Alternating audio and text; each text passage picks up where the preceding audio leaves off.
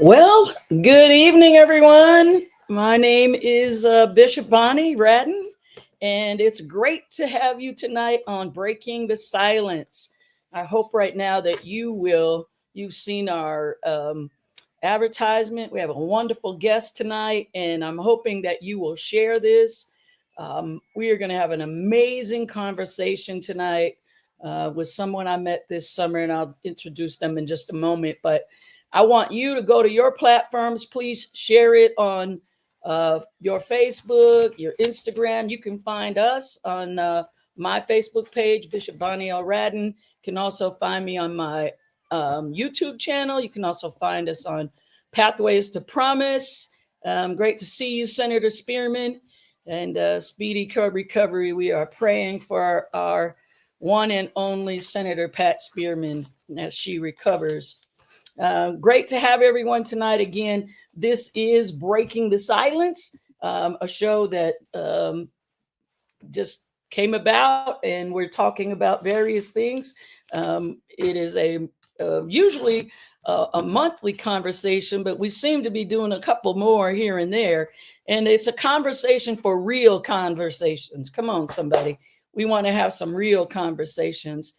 And we're talking about where we can just, I believe here we're just creating sacred space for real conversations that heal and bring hope. And we have at the end of the show tonight, I'll share with you a show, mark your calendars for November 25th.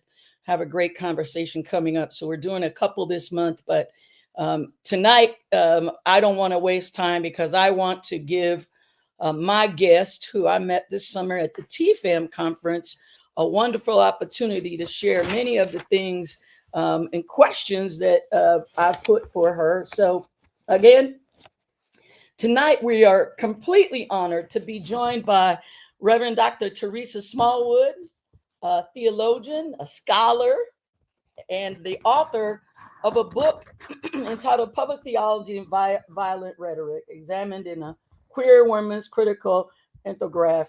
Her work challenges us to confront our words, especially from the pulpit, can either wound or bring wholeness. I've had the opportunity to read the book. I have a lot of questions coming out of it. In this episode particularly, we're going to explore, I was thinking about theology, and in TFAM, where I have the privilege under the wonderful leadership of our presiding bishop, Reverend Dr. Yvette A. Flunder, who honors and supports education, and particularly theological education. I started thinking about, in the political arm that we are in now, why is theological education important? I think we'll talk a little bit about that at all, but her work is going to challenge us to confront our words, especially from the pulpit. Again, can they either wound or bring us wholeness? So we're going to explore how theology can be both a source of violence and a tool for healing. Somebody better clap right there. You know what we're talking about right here. Come on now. And also how it can be a tool for violence or healing, and why theological education is so critical, beloved, in the time that we're living in.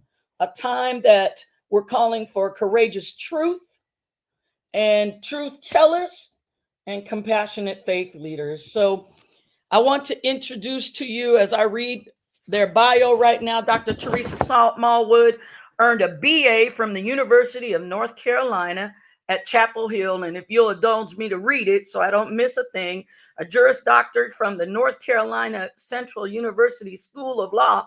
Woo! A Master of Divinity at Howard University School of Divinity, and a PhD at Chicago Theological Seminary. Most of our folks have been to all of those. She was the postdoctoral fellow and associate director of the Public Theology and Racial Justice Collaborative at Vanderbilt Divinity School. She's licensed and ordained, serving on the ministerial staff of St. John African Methodist Episcopal Church in Nashville. Tennessee. She is the James Franklin Kelly and Dean of Academic Affairs at the United Lutheran Seminary in Gettysburg and Philadelphia, Pennsylvania. We're going to talk about her book, most recent publication, in just a moment. And we'll tell you how you can get that book on Amazon and from her publisher, Bloomsbury. But would you please, give a round of yay, put it in the chat. We're glad to have her, and welcome Reverend Dr. Teresa Smallwood, my friend. I'm so glad to have you on Breaking the Silence tonight. Say hello to our guests. Hello to all of you, and thank you so much, Bishop, for having me. Oh, it's a complete and absolute joy. So I want to get right into it. Welcome, my friend Robbie, and welcome, Doris. I see all of you in the chat, and I just want to say hello. We're great to have you here tonight behind the scenes. So I read your bio, but I'd like to ask you, Dr. Smallwood, what first led you to write the book, and why did you choose a queer womanist perspective for this exploration? Thank you so much for your question. I went back to school after having practiced law for 20 years or more. And when I went back to school, it was for the purpose of really giving myself the training that was necessary to do ministry. But it wasn't very clear to me when I first started that that was what I was after. I was simply trying to recover from some serious failures in my life, and at the same time to really grow up in both what I do and then how I serve. And what I've come to understand about my own experience is that we all are in process. So I've literally given myself the opportunity to have the grace to grow. And as it relates to this book, it is my signature way of demonstrating my maturity, my growth, and my capacity to really understand and know what the Spirit is saying, both to me and to the churches. The book came about because of my dissertation. That was approximately 10 years ago. And it's gone through various iterations and various titles, actually. But this is the product of my dissertation work as a PhD student. And then, of course, once it received contract through Bloomsbury, it went through a great deal of wonderful hands-on editing that brought it to the place that we are today. And it was a desire of mine to really answer something that I learned from my studies as a Master's of Divinity student. And that is something that Katie Geneva Cannon made so real. The idea that we all must do the work our souls must have. This is that kind of work for me. I love your statement, the grace to grow. That right there, folks, will get you completely, the grace to grow. You use the phrase hate talk disguised as God talk. And what does that mean? And how can you tell the folks, does it show up today in pulpits and public discourse? There are several ways it shows up, and I try to explore that a little bit in the book. The book is written, I believe, for a wide audience, but obviously we have to trail some of the ideas that make it public, theological, queer, womanist, and all of those things. And when I think about perspective, which I'm not sure I actually answered your question previously, but when I think about the perspectives that we bring, our concept about what we're writing, who we're writing to matters. And in this instance, because I'm writing for an audience to say, listen, there's some things we've done wrong. And some of what we've done wrong is that we have promoted our own agenda and called it God's agenda. Come on now, say that. And, obviously, this is a very sound theological position because in the Bible, we talk about the fact that there is the prophetic and there is the false prophetic. And so, God talk is about the true and living God. Hate talk is the very opposite, that which will say to you, I love you, when in fact I have a knife and I'm about to push it right in your back. Oh, The my now. difference here is, what is your motivation? And if your motivation is truly leading to the end of the street, and that street's name is idolatry, then that's hate talk. It's not God talk. My. That's a whole mouthful right there. Thank you so much. I want to continue to welcome those in. I want to welcome Reverend Mark Stevenson, the executive director of Pathways to Promise that I'm working with right now. Great to have you, Mark. Hey, and my son Pierre, great to have you on here as well. Let's move to my next question. Dr. Smallwood, from your view, how has public theology evolved, and how can it become a space for healing rather than harm where we are in our world today? Well, as you well know, the idea of doing theology in and of itself would probably have begun as a sort of disciplinary approach a couple, maybe let's say 4 true centuries ago. Mm. Even if we're talking about continental theology, the idea of what it is the study of our understanding of God. In this instance, public theology simply quantifies that or qualifies that to mean the theology that we literally offer to the world. What we say and do in our churches might be considered private to some. But when you engage the public sphere, then what is your theological stand? Are you standing for God? Are you standing against God? And if your activity in your life, the way you live it out every day, represents your theological connectivity, then you're doing public theology. I want to put a pin in that for just a moment, because I think that oftentimes my experience, especially as a mental health professional, is that oftentimes folks think they're doing right around public theology when actually they're doing great harm in many spaces and many places. Well, one of the things that I think you intimate is the fact that people do theology, and the real question is it good or bad? Bad theology is the kind of theology that leads the blind by the blind into a ditch. And that comes about in many, many iterations. In our lifetime right now, we can name many things that both of us would agree are heretical, right? But the Right. idea behind this is not so much to name what you believe wrong or Mm-hmm. to name what you do wrong.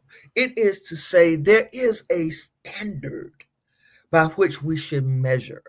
Come here now. And many of us have gone off the beaten path when it comes to the sacred text. And we are now making up our own concepts of who God is, what God does, how God operates in the earth. Those are the things that we kind of try real hard to bring some light to. Mm.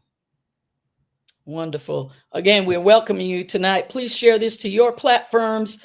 Good to see you, Doris, again. And we're glad to have you all on here again tonight on Breaking the Silence. You're here with Reverend Dr. Teresa Smallwood. Yes.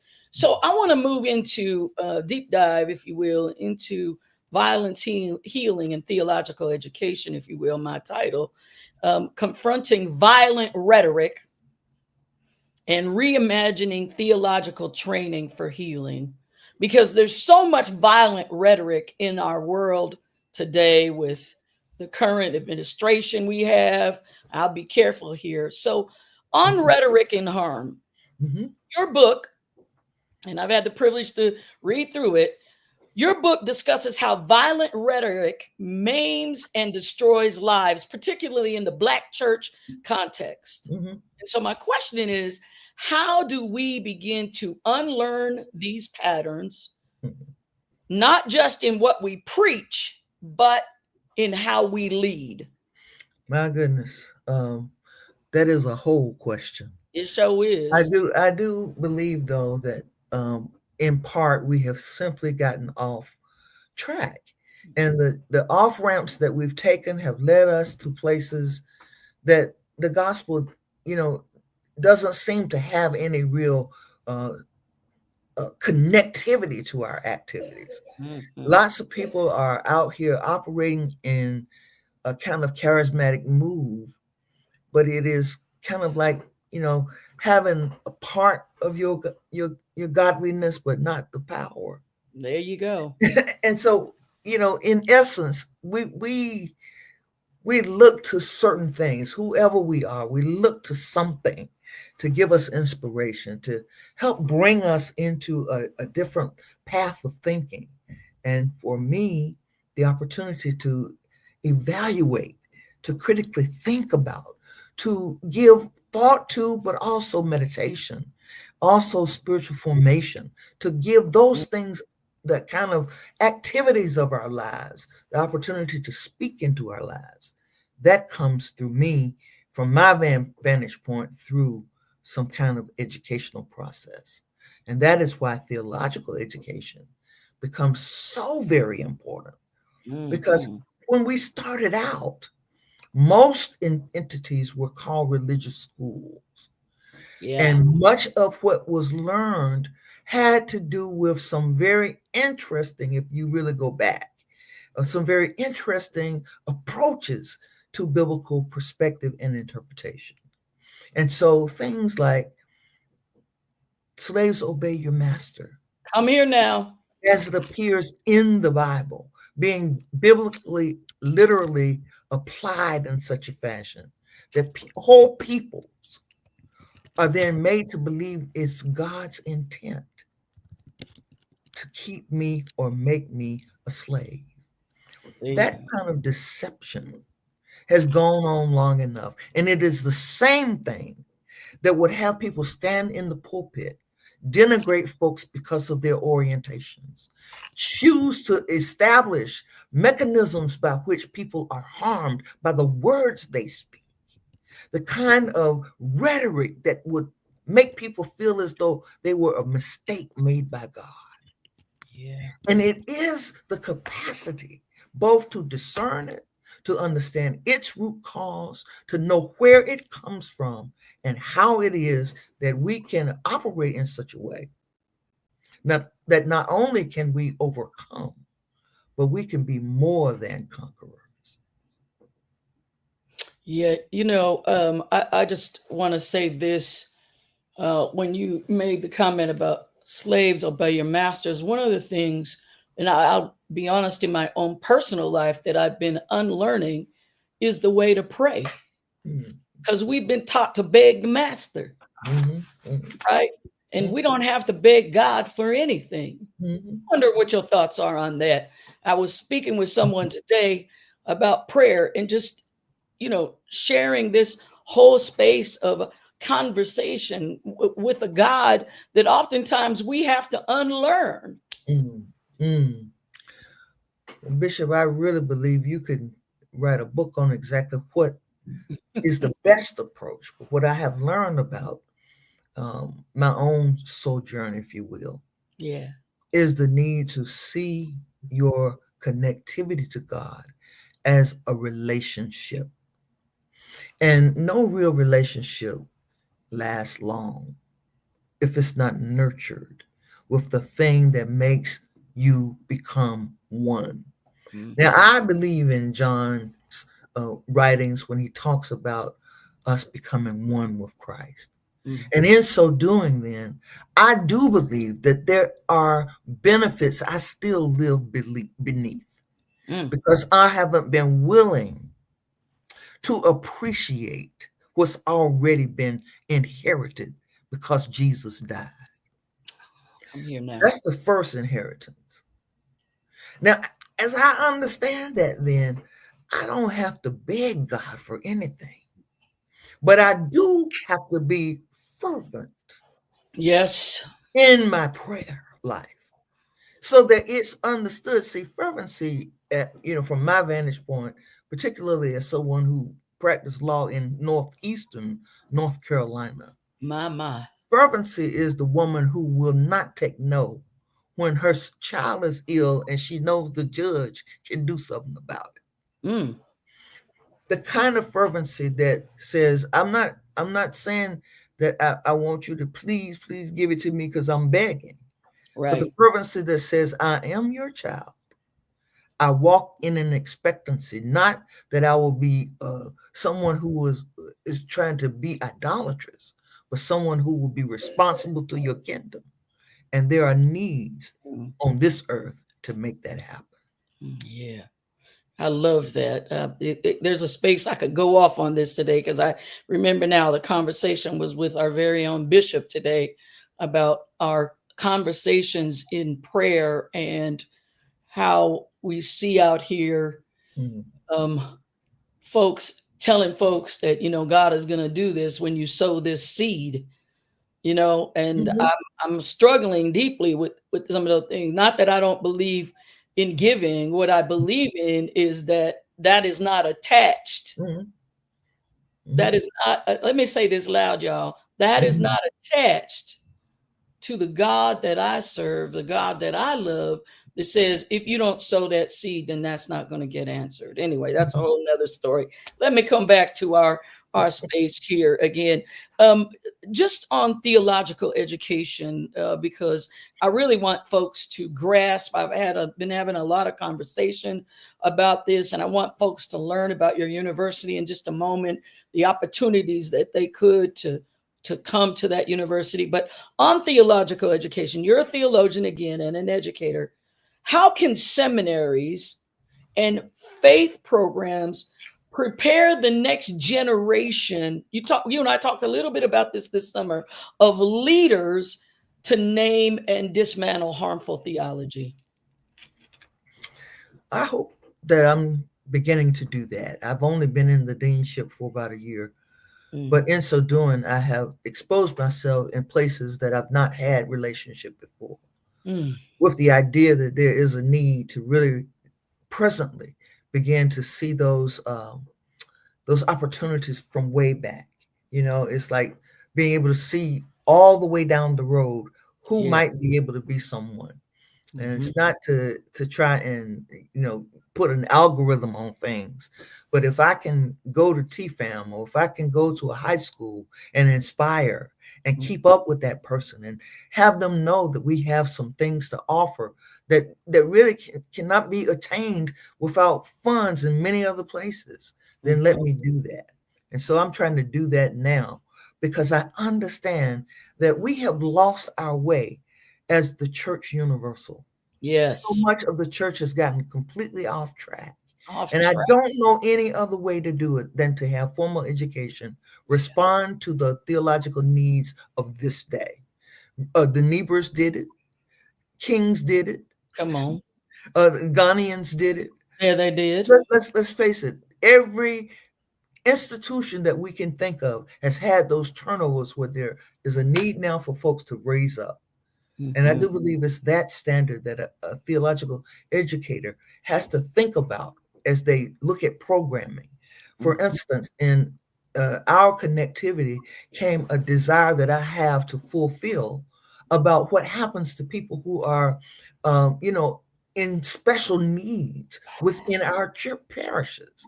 Come on And, now. and there are plenty of folk who will go to counseling with their pastor, but won't go see a psychiatrist. And there are folk who need medication who won't take the medication Right. because they've been stigmatized. And Absolutely. so I want to see theological education deal with the stuff that is the fallout of our sociality in Mm. this nation. The fallout is that we don't care about people who are ill. We have no desire to give a universal health care. We have people dying because the pharmaceuticals have gone off the charts. Woo! And it takes someone who understands how this hurts the heart of God Mhm. to be able to articulate it in a way so that the public can be aware and that the public can make its own collective will up to Mhm. do what justice requires. Mhm. I haven't forgotten what Micah 6:8 says. You're And I right. do believe that as a theological educator and administrator, it's my job to turn people out of my school who have a sense of what's happening, who are culturally competent, who can call a spade, if you will, and who have absolutely no power, speaking truth to power because they speak truth in power. I hope you all heard that and heard that loud and clear. Those are incredibly powerful, powerful, powerful words. And I'm excited about the connection. And I'm first off excited about my connection with Dr. Smallwood, but I'm incredibly connected. I'm excited about TFAM and our connection with your organization, your school, and how we are going to share shortly. If you want to, in just a moment, we'll share how folks can. I have some of those things pulled up where they can, what's available at your university. But before we get to that, why is theological education so vital right now? One of the big things is that we are beginning to see the distress that comes from false narratives of theological commitment. January 6th should be on the hearts and minds of all of your listeners. But what we haven't explored deeply is the theological implications of such a gathering. Yeah. There are images that you can pull up on your computer that show somebody walking in lockstep holding a holy Bible beside someone carrying a noose. And what it says to me, the image itself, is that people have begun to converge certain old ways back into the ethos of this country. Yes. And there is a desire when people talk about making this nation great again, they're really trying to say, let's go back and send some folk back to the cotton fields.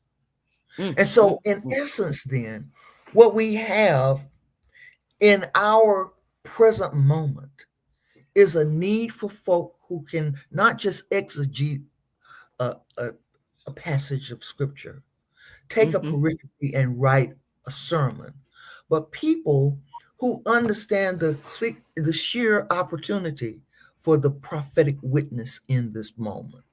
And we Woo. need educated folk who can call what are the initial root causes of the evil that we are up against, who can look at the actual sacred text and talk about the original languages, who can divide rightly the word of truth. Now, I'm not trying to say that people who have not gone to school can't do that. No. But what I am saying is that after centuries of learning and being exposed and understanding our stories and putting together our narratives up against that word, such as James H. Cone did when he talked about the cross and the lynching tree. Yeah.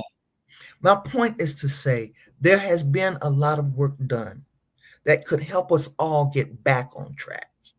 And part of that, I do believe, is the work of theological education, the capacity we have then, not only to get it right, but now to produce new disciples, new people who carry that message and who can train others.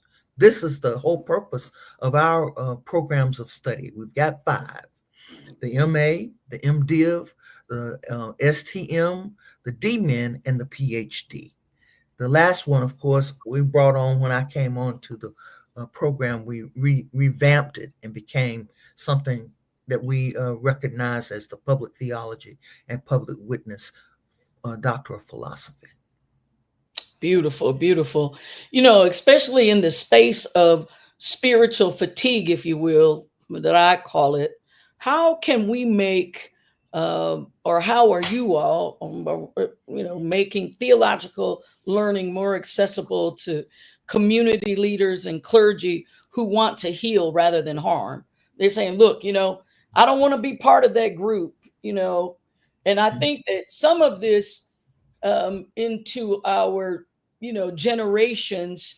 And it's one of the things I'm so grateful for TFAM in inviting numerous theological universities to come to our conferences, as well as folks who sit with us in meetings to discuss this. But that space of spiritual fatigue is huge right now, and especially I just received a text message yesterday from a former doctor of mine. I just found his number, and he and I kind of became friends when he and his wife got married, and his nephew is a part of the LGBTQIA plus community, and he wants nothing to do with church, with God, with anything.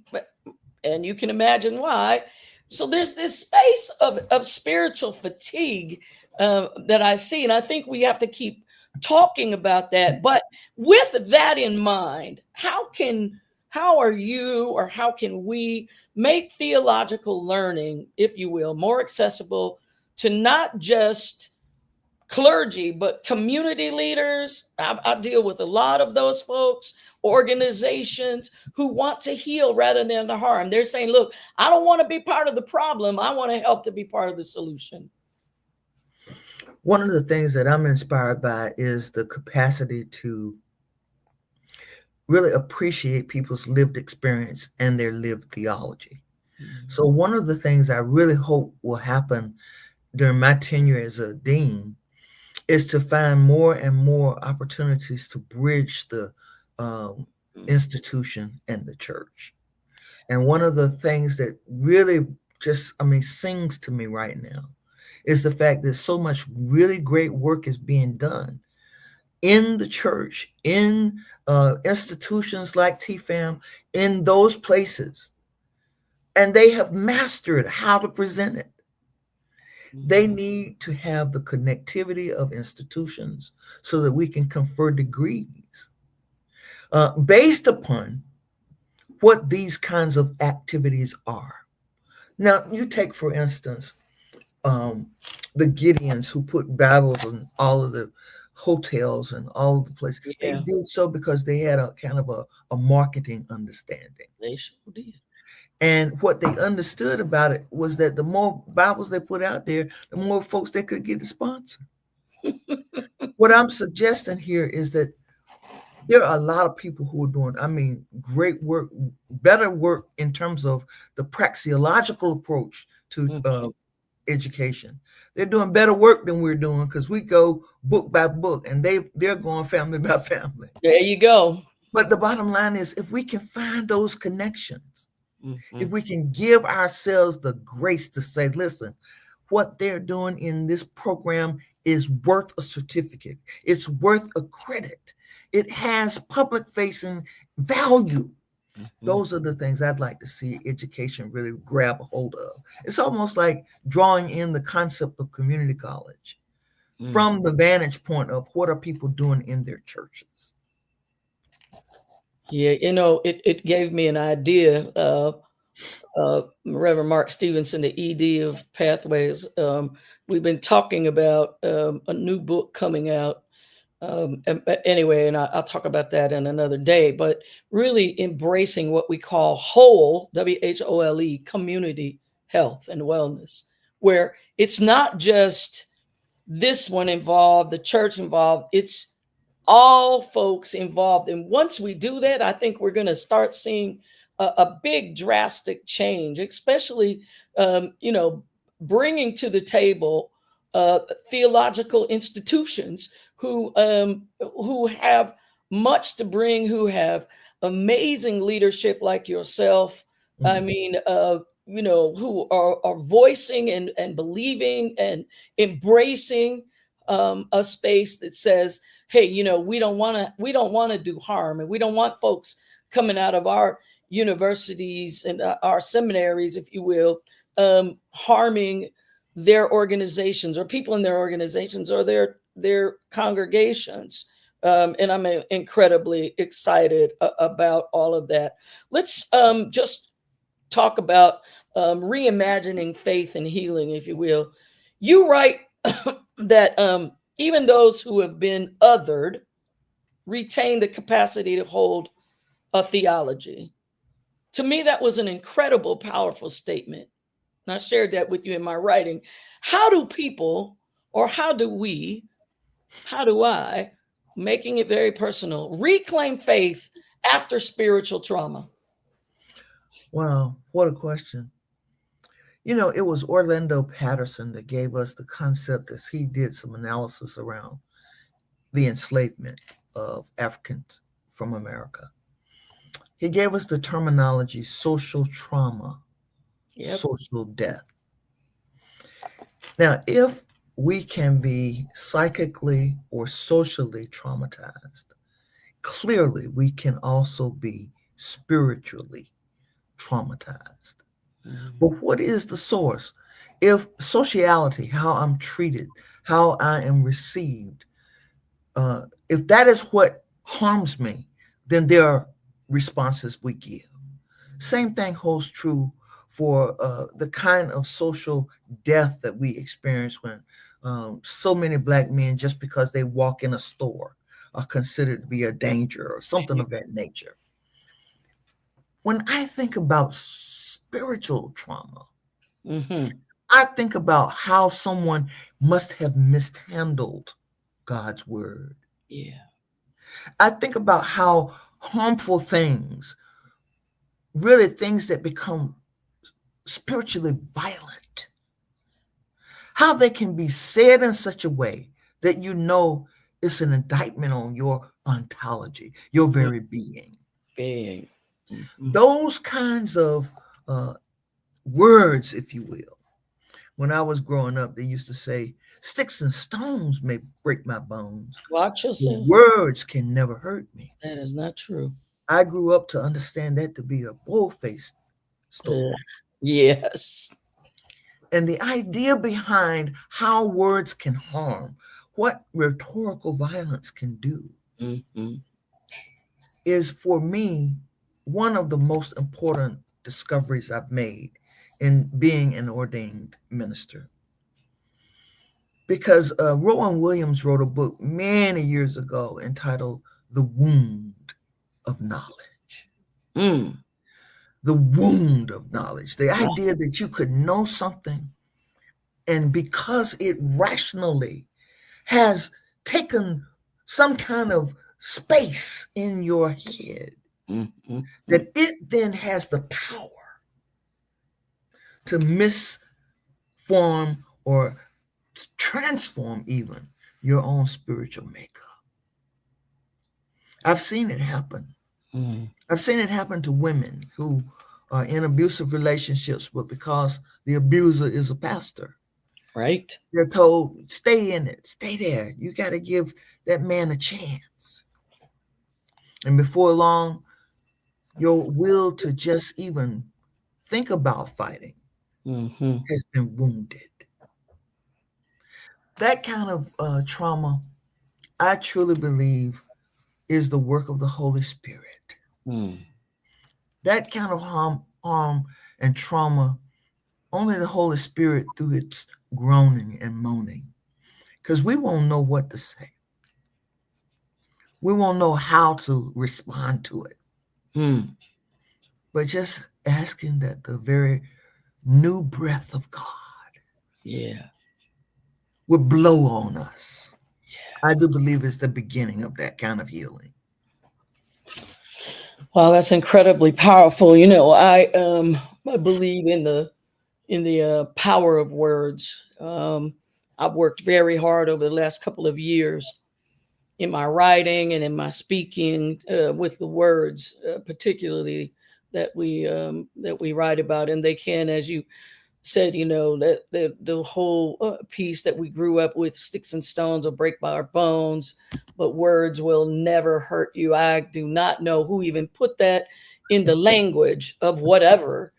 uh, I was speaking with someone about bullying, online bullying. Actually, our ED today, we were talking about that with young people and the height and of suicide in our world today because of the online bullying. And those are all words, that are destroying young people, destroying folks, and have destroyed folks. And I tell folks all the time, you might not remember the bruise that happened. And I use a an example of this in a workshop I teach called Inside Out. All healing happens from the inside out, a journey to your emotional well-being, is that I never remember that, but I can tell you right now, many of the words that wounded me from my earlier age before 5 years old. Now, those words have now, I'm now allowed my healing to take place, but have I forgotten them? And anyone who tells you, oh, just forgive and forget, I don't know what they thinking, where they got that from, because that does not work. Thank you, Mark. Mark has put in the chat. The new book is entitled "Ending the Epidemic of Distress and Despair: Whole Community Pathways to Mental Health." You all want to get that book. It's going to come out in January. It's an amazing writing written by Jim Zeinhauser and Craig Renenbaum. And I'll talk more about that because I'm going to have them on later on. But I appreciate that. Let's talk about. You also draw from, which I love this, and that's one of the reasons I love TFAM.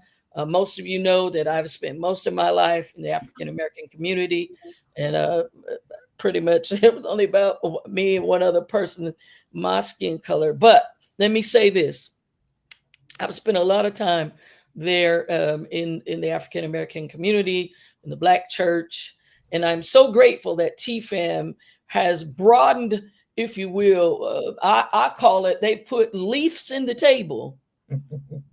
Where I was brought in my early 20s to believe that these were demons, and the first time one of the bishops that I was around walked in my house with African Mass and gave me, what book do you think they gave me? Pigs in the Parlor, because they wanted to tell me that it was all about demons. But, I want to say that I have drawn so much from the space that I'm about to ask you in TFAM, but you draw from Yoruba spirituality and from indigenous practices. How do these broaden your understanding, Dr. Smallwood, of healing and rebirth within the Christian spaces?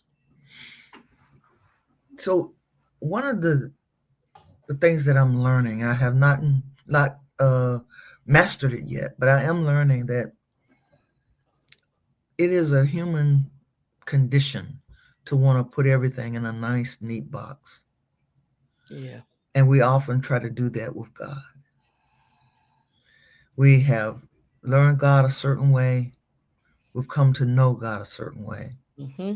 In my craft, in my vocation, we have a terminology called epistemology or episteme. It is literally the thought that there must be some kind of theory of how we get to our knowledge. And there are plenty of theoretical ways that we claim to know stuff. But the reality is sometimes what we claim we know, we only know in a rational state. There you go. We don't know it completely in Mm-hmm. our spirit, in our soul, in our innermost being. And that, I believe, comes from the fact that we are always wrestling with our fleshly selves, and we're trying to compartmentalize ourselves instead of looking at ourselves as whole beings. And as a matter of fact, I just learned that Rumi wrote this line, something to the effect of, and this is something that I think really helps us all to understand that we are really spiritual beings having a human experience. Yeah, very, very good. And that was one of my statements almost every Sunday while I was senior pastor for 30 years, understanding that spiritual space of us. Well, you are definitely, Dr. Smallwood, in addition to your work as a scholar and an author, you now, as we have said, and you shared, that you now serve as the dean at United Lutheran Seminary, which I'm incredibly excited about for a number of reasons in the work that I'm doing right now, because we just embraced with Advocate Health, who used to be Aurora Health, who has a strong Lutheran arm around this whole community health space. a whole community wellness to mental wellness. But what would you say? How does your leadership, I think you shared a little bit about this, reflect your vision for theological education that heals and includes? And what is your vision for the United Lutheran Seminary at this moment in history? I'm really trying to create all kinds of pipelines around the nation. Mm, I believe that if I can just find a few folk who could catch this vision, yeah. the vision of the ability for us to change the dynamic of what is the dominant narrative. Mm, Right now in America, it is the uptick of white Christian nationalism. there you go. It's really not even a religion so much as it uses and deploys religion as a shield for doing their own sort of deceitful Agendas. work. Yeah, their own deceitful agendas. And so, I want to be sure that if I can start a pipeline in a high school and stay with young Mm, people to the point where they are ready to become PhDs and go back into the classroom and do the same thing over again, I think that is a good vision.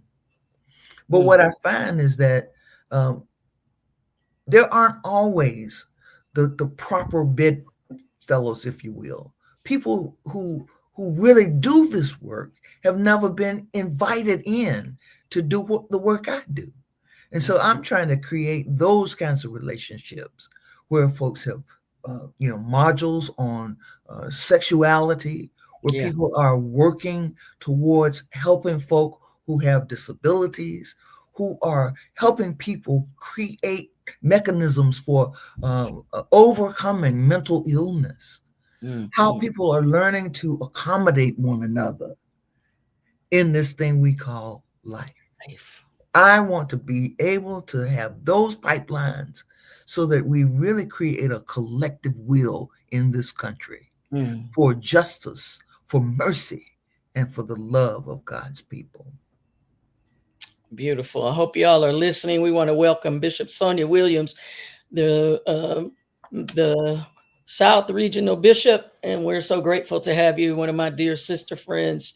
How is ULS, and I'll use that, United Lutheran Seminary, preparing future pastors and faith leaders to meet the challenges of ministry in a very, what I call, in a complex and very divided world that we're in at the moment? So we've got 5 actual areas of study or programs of study, Okay. and it would take a whole lot longer period of time than what we have tonight for me to kind of Sure. break it down from every vantage point. But let me just give people a glimpse of what we do in the PhD program. There is a focus. Many places that you go, they focus on a particular discipline. Our discipline is public theology. And as you work through your questions earlier, you were asking me about its evolution. The reality is it's only about a 50 or 60-year concept that we have approached theology in. And so, even this institution that I teach and Mm, dean for was a part of the founding people in the global network for public theology. But what we're mm, trying to say is a narrative has literally dominated the airwaves, the cyberspace, the capacity for folk to understand what's right and wrong has been absolutely deceived. And there is a need to raise up an army of people who can counter that narrative, who mm. can speak for God and not against God with God's words. I'm looking to try and do that through this program. All of our programs are very competitive because we give full tuition. But what I can say is when a person graduates from my PhD, they will be the kind of folk who can stand flat footed and do exactly what I talk about every single day. My. Help yourself right there. I want you to I got a couple more questions before we get out of here, but you just mentioned you offer full tuition. Can you please share with folks what might be available to them if they're thinking right now, you know what? I need to go back to school. But I'm not quite sure how. I'm not quite, maybe I'm too old. Maybe I'm too this. Maybe I'm too that. Why don't you share with them about the university? How can they how can they even have a conversation? What would it take for them to go to school there? Is it virtual? Do they have to be on campus in one of your campuses? What would it take? Sure. So, as I've indicated, we have two campuses. One is in Philadelphia in the Germantown area, and the other one is in Gettysburg, where the Gettysburg Address was given. There you go. And what I look for in residency is that because of COVID-19, we have a lot of flexibility when it comes to all of the degrees except a PhD. So you could take every bit of our programming online and perhaps have to make maybe 2 trips to the campus, one for matriculation day and one to graduate. That's literally available to you. However, with the PhD, we do have a 1-year residency. We have been strict about that because we want to be able to work our people as a cohort. So if we take 4 students in, we want them to travel through their 2 years of coursework together, if possible. But I say, in the end, what I want people to understand is that in every degree program we have an admissions department developing around people's needs to give visitation to the campuses, either or both, to give tours of not only the campus but also the classes, so that you get an opportunity to see what goes on. And what I find very helpful is the fact that both campuses has ample live-in space as well. So if someone wanted to, I've put the website up. What would they do? Like say they look, I got this. I want to find out about it. What would be the journey for them at the moment? I'd say take a peek at the website, go to the admissions part, and just put in an inquiry, and we'll take it from there.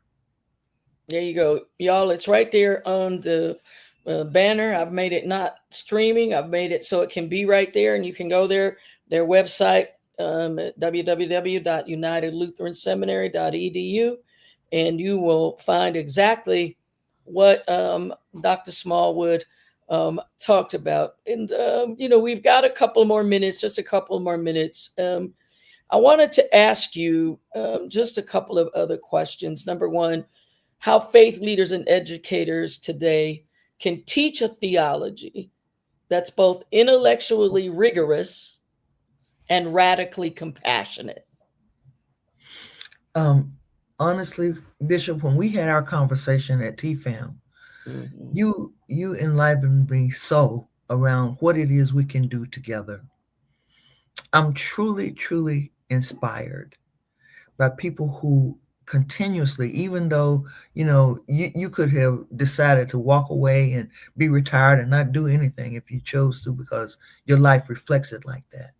But the way we do this is together. Absolutely. We do it together, understanding and knowing that there have been needs that only the church could meet. I know that to be true, even though I am highly critical of where we are with some of the bad theology. I also know that good work is being done, and we can do even more if we work together. Seminaries need to reach out to communities. We need to understand what is the havoc being wreaked when ICE decides to devour a particular community. What does it mean to be a sanctuary city? What does it mean to be a sanctuary?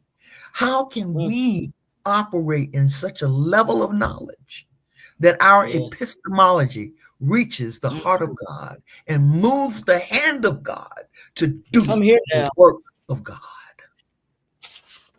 Maybe we're about to get the offering plate out and pass it right here. Right here. I'm incredibly believe in my life that I've lived and watched that we become, well, first off, and I shared this in a course teaching last night, 3 hours. about the healing that happens in community, that we are so much better together than apart, and that true healing does come in that space when we come together. That's why I love um, uh, Craig and Jim's new book, Ending the Epidemic of Distress and Despair by Whole Community Pathways.